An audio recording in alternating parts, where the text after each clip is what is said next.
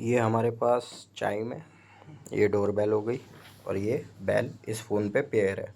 तो अब हम आपको दिखाएंगे कि चाइम को कैसे पेयर करते हैं डोरबेल के साथ। तो आपको ये मिडिल वाला बटन जो है प्रेस करके रखना है 2 सेकंड, इसमें से साउंड आएगा और छोड़ देना है। फिर आपको ये सेंटर बटन प्रेस करना है, ठीक है। बस इतना सा प्रोसेस है, ये पेयर हो गई है। अब मैं इसकी वॉल्यूम फुल कर देता हूँ, ठीक है। ये डोरबेल है। अब जैसे ही मैं प्रेस करूँगा, इसको मैं डिस्कनेक्ट कर देता हूँ। ये देखिए आवाज़ आएगी डोरबेल में से। ये मैंने प्रेस किया 3 2 1, ठीक है। वीडियो में दिखा दो ना। देखिए बेल की आवाज़ आ रही है। इसको मैं चेंज कर देता हूँ, बेल जो डोरबेल का साउंड है,